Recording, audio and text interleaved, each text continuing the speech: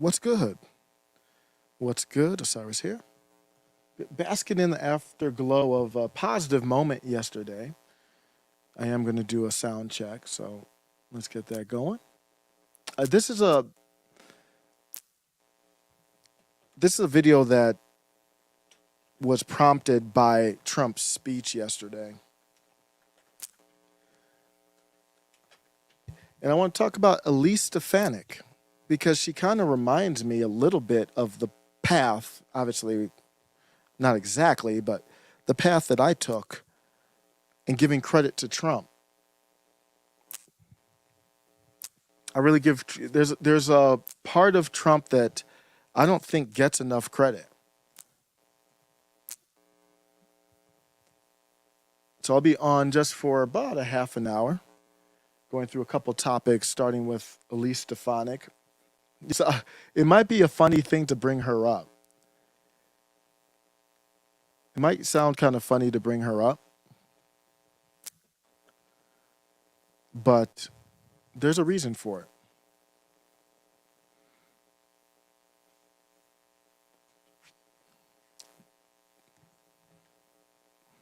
What's good? What's good? 1 2 1 2. I cannot hear anything, so I'm just going to double check real quick. I believe my headphones have a short.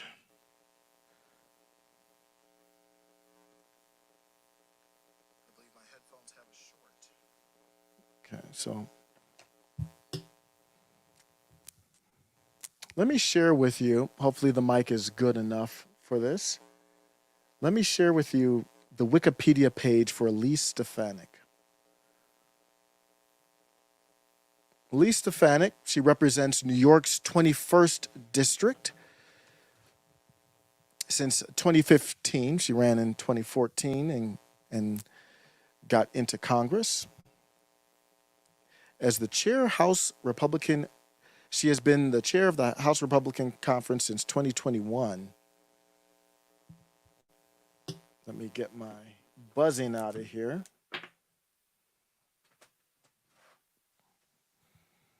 And I think she just reminds me of the progress or the progression that I've had myself. She got into Congress. She was only 30, I believe, when she won. Let me search on that. Stefanik was 30 when first elected to the 2014 House through New York 21, the youngest woman elected to Congress at the time. If you follow back, and I didn't know much about her, but she was kind of like a plain Jane type of, I would say, congresswoman. Initially elected as a moderate conservative, and they use the word moderate, but I feel like I don't call myself conservative. I feel like I'm a moderate populist So when you say moderate conservative, she was a corporatist, basically. Stefanik has shifted. I agree with this. I don't like the way they phrased it, but I agree with this. She's shifted increasingly to the political right. We know what they mean by that. Aligned herself with them. So what she did was she didn't shift to the political right. She shifted from being a corporate type to a populist type. They have to say political right because it doesn't sound bad if you say somebody went from the corporate side to the populist side. It's hard to demonize somebody for making that transition. So you say they went from a moderate conservative to political right, like a nut job. Aligned herself with then President Donald Trump. She strongly opposed the first impeachment. And that's when I first started following her. And I want to go back to that moment. I want to go back to one of the moments where she challenged one of the biggest slime balls in Congress, Adam Schiff. So if you go look at this is back when we didn't know the name of the whistleblower at the time. We do now. But she knew that Adam Schiff knew the name of the whistleblower. And I'm not going to say his name because I'm sure that's a trigger for YouTube. But I will say he's a clown. He's a terrible, in my opinion, a terrible person. But here's Elise Stefanik after she made her shift from corporate to, she had a fork in the road. And what she looked at was the impeachment was not right. So So she had to decide which side she was going to be on. She could have easily been on the side of going after. That would have been the easier route for her, in my opinion. Maybe somebody help me out if you disagree with that. But if you look at her seat, her congressional district here, historically, this district went Bush Obama. So it was basically in the matrix. Sorry, where was it at here? This is the New York 21st. This is her district. Was corporate, Clinton, 92, 96. I mean, there were only corporate options, but Bush in 2000, then Obama in 08. And then so you could see she came out of this district that she was kind of like in the corporate realm. She won before Trump won.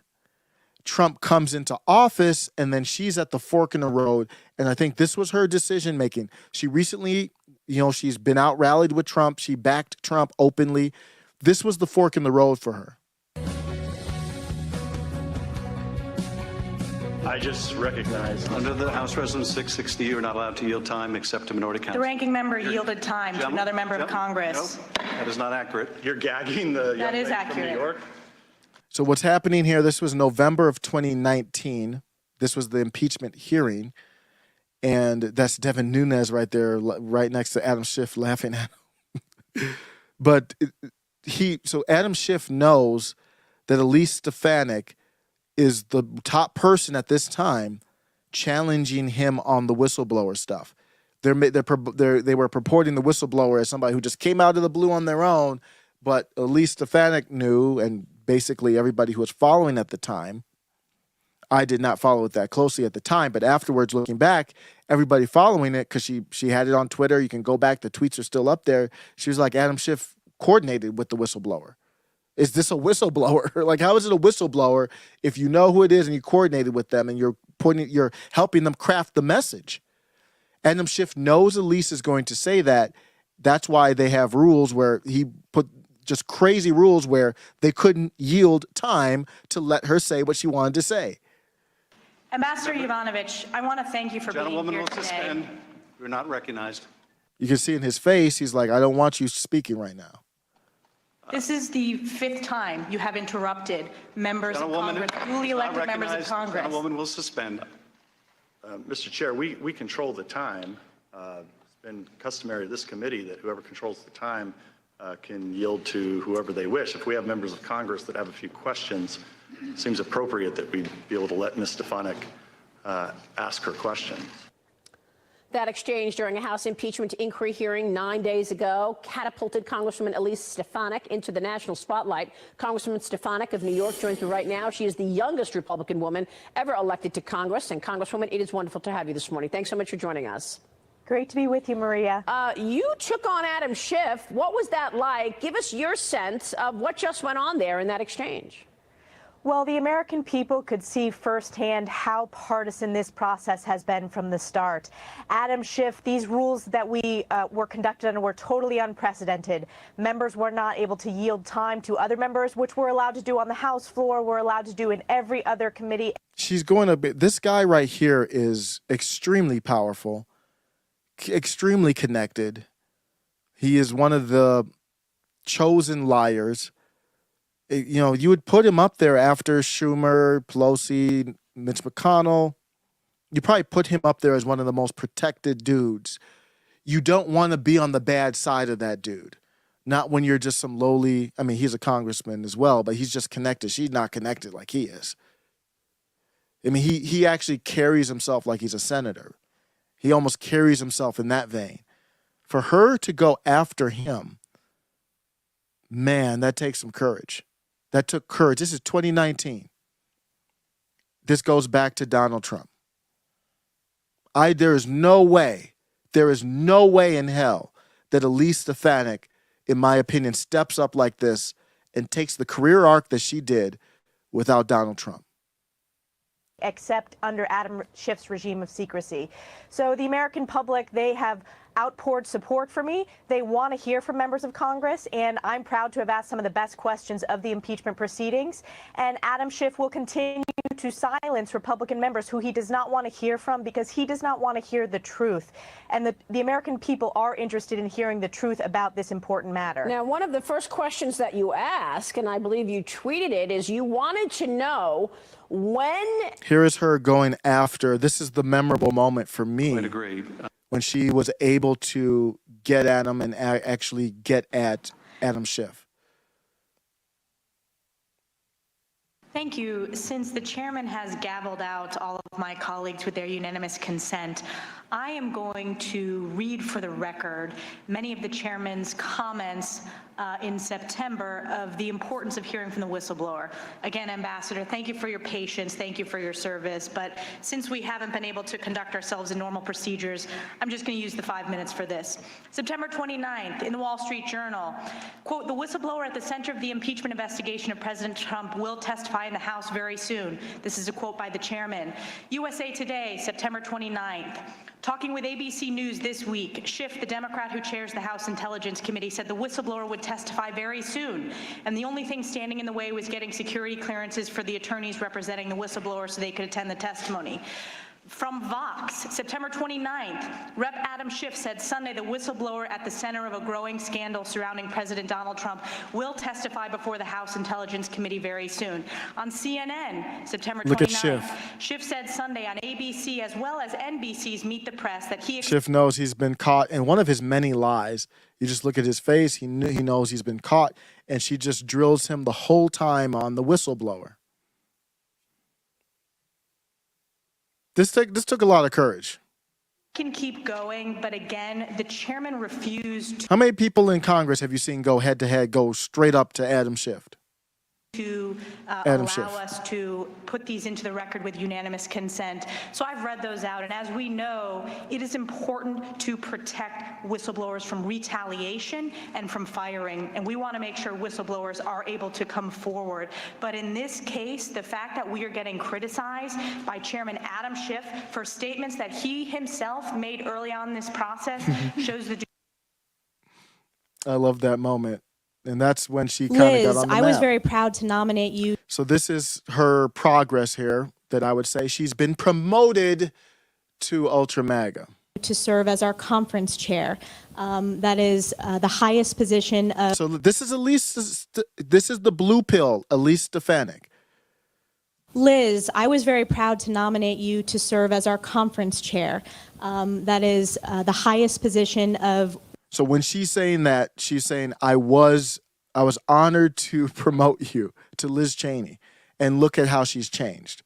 Liz, I was very proud to nominate you to serve as our conference chair. That is the highest position of women in the Republican conference, and we think you're a huge asset in that role.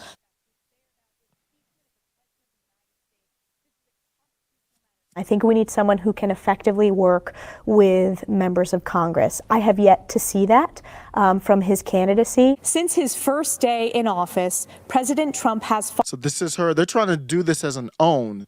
This is her progress. This is her promotion to Ultra MAGA. 2016, she was like, oh, I haven't seen that from Trump. I wasn't some Trump. I was following it because it was very interesting to follow Trump's rise. But I was no Trump MAGA person at all. I didn't even really know what I was at that moment.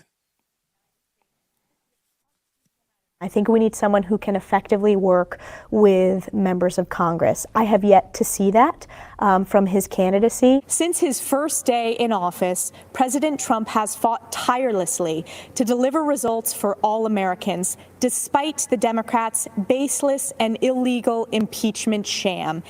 So what happened, what they had to do to get at Trump woke certain people up. That's the risk. That's why they do have to ban him from Twitter.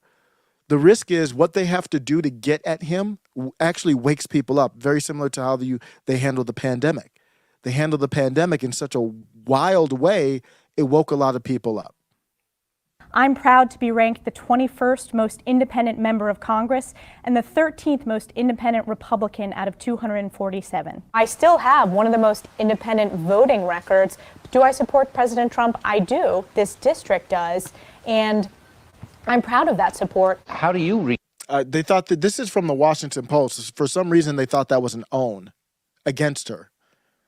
Calling someone horseface from the President of the United States. I think it's unacceptable. We're not here to talk about tweets. We're here to talk about impeachable offenses. These hearings are not about tweets. They are about impeachment of the President of the United States. This is a constitutional matter. Donald Trump has... What's wrong with that?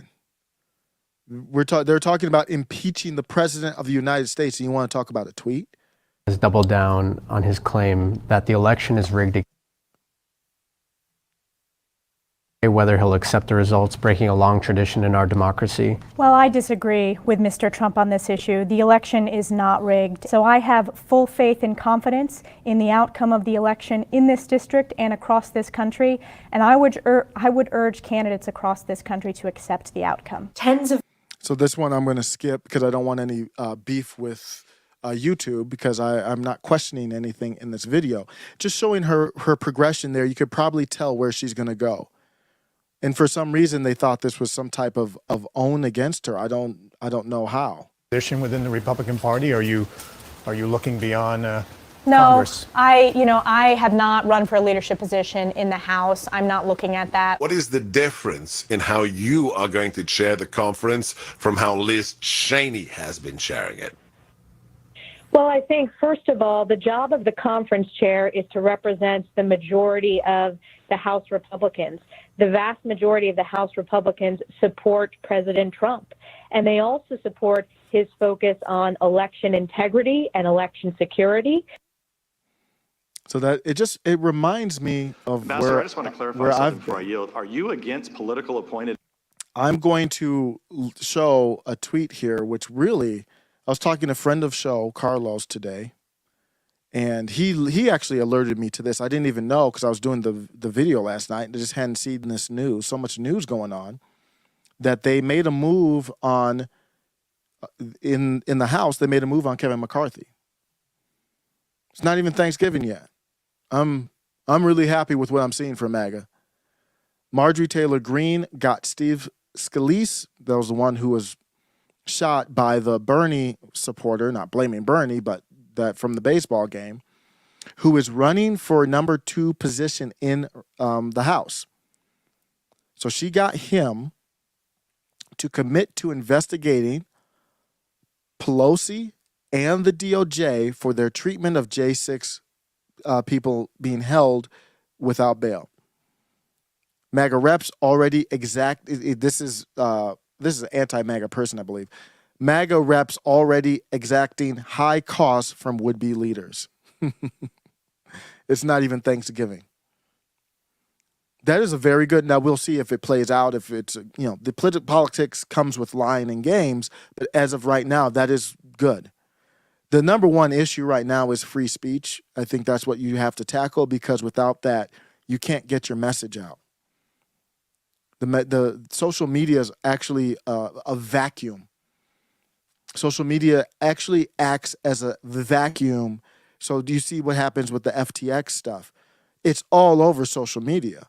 But if you were to ask a common person on the street, did you know that allegedly Democrats use money from a Ponzi scheme and then go down the rabbit hole, would they know? They wouldn't know. So social media is doing its job as a vacuum, as an echo chamber to keep that stuff on the platform, and it doesn't leak out to people in society. So I think that's got to be, and the reason they were able to do that is the algorithm. TikTok is very, very aggressive with their censorship, for example, on certain things. I mean, if you're going to shake, if you want to go out there, man or woman, and you want to put on a scant outfit and shake your ass, there's no censorship there for the most part. But if you want to talk about like populist type of things, then you could get censored. It's a very, very smart way to control dissent, to let people feel like they're letting their dissent. That's what YouTube's doing right now. They're giving me the appearance like, oh, I get to express my dissent, and I do. I'm grateful we got people in the chat, even bots, to for me to get my my dissent out there, but it is entrapped in a bubble. But that is great news. Great news here to hear that the House, that they're doing this, and you compare it to force the vote. Force the vote, they did. So force the vote was a very similar thing. They had way more numbers in the squad than MAGA does. MAGA's actually reaching out to get like, okay, I know you're not MAGA, but are you MAGA friendly? Come with us. I mean, that's really good stuff. Matt Gaetz has really been the leader out there to me, even more than Marjorie Taylor Greene. But they're all working together, which is great.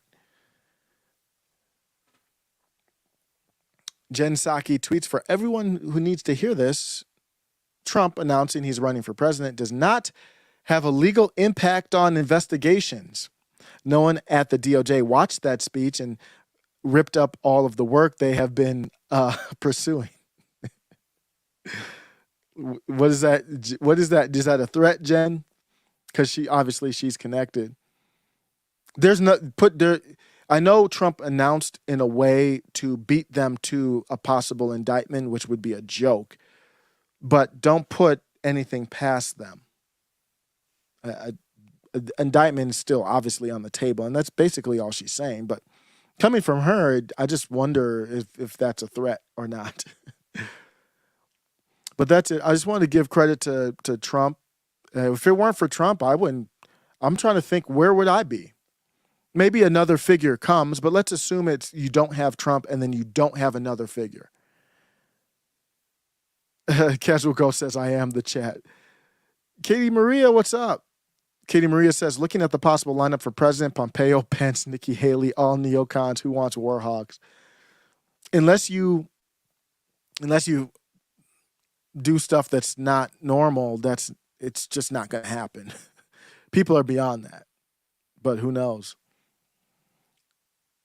Yeah, look forward to it. Mike says, look forward to it. The TikTok later on. Elise went under the radar in our NYC elections.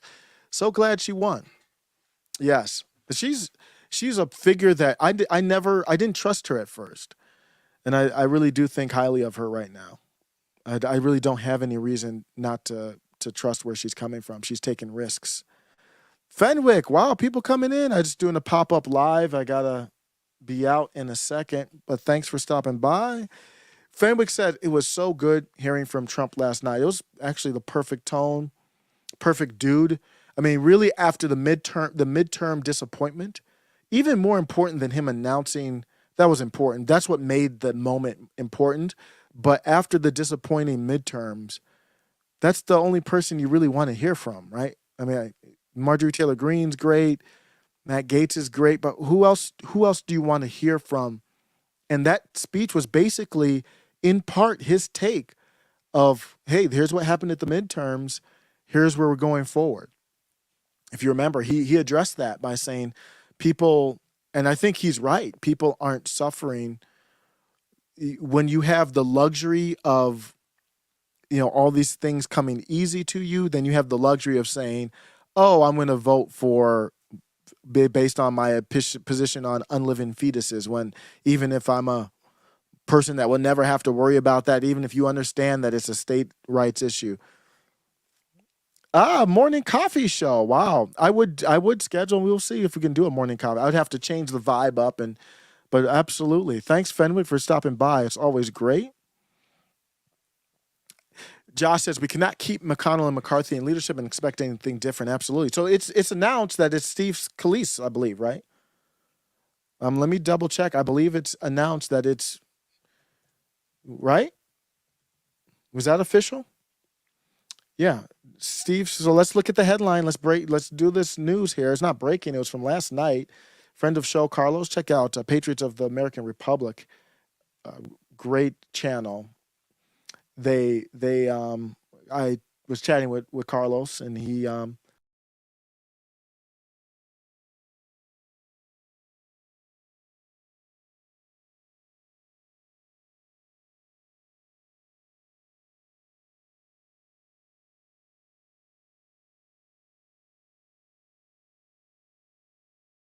And I'm back. Sorry, I was chatting with Carlos, and he actually alerted me to this. So let me share my screen here. And he was like, "Is this true? Is this real? Is it possible that the GOP made a move already?" Steve Scalise, I keep doing the accidental shortcut on my browser. Steve Scalise secures GOP's vote as House Majority Leader. So this is posted as of yesterday. That was early. Wow, I completely missed this. Oh, this happened after the meeting, probably. So I'm gonna go out after this here. Congressman Steve Scalise will serve as majority leader after running uncontested for the position. Like, this is like serious news here. I have not read this article yet. In a private meeting, GOP members selected party leaders ahead of the next legislative session. This includes Kevin McCarthy, who was selected to serve as Speaker of the House. So let's see here. It has been an honor to fight for the American people as the Republican whip, and I'm humbled to be elected by my colleagues to serve as the majority leader in the new Republican. So is McCarthy selected then? I'm sorry, I'm confused here.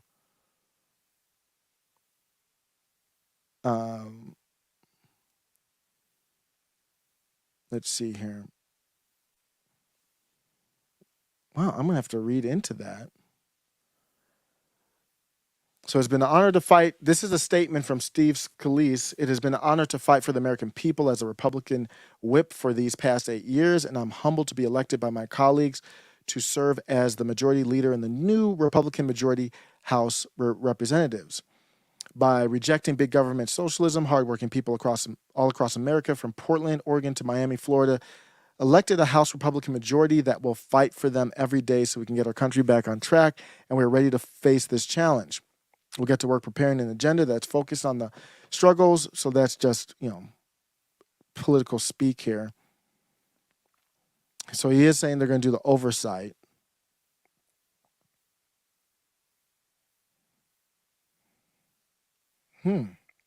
So I think I misinterpreted that. So Kevin McCarthy was selected as Speaker. Is that what happened here? Somebody help me out. I'm doing this live. I had not read this article or anything. So in the secret vote, McCarthy won. Okay, so he did win. So that's not good. Let me see. What is... So nothing's official until January. So nothing's happened. They had some secret vote. So let me do this article real quick. I'm just looking at this live right now. So I'm trying to unwrap what's going on with this secret vote. So they challenged McCarthy. Representative McCarthy in California won the Republican. Oh, well, okay. So here's what happens. Here's what happens. McCarthy was always they were always going to say McCarthy was going to have the most votes. So they're still angling behind the scenes. So this is from New York Times. So I kind of see what they're doing here. Representative Kevin McCarthy of California on Tuesday resoundingly won the Republican nomination for Speaker, but a challenge from his right flank that drew more than 2,000 defectors showed weakness on his hold of the party, indicating potentially rough fight ahead of him to secure the job. He does not have the job. So they can't remove him now. What they did in the secret vote, which this is huge here. Wow. A challenge from his right flank that drew more than 2,000 defectors.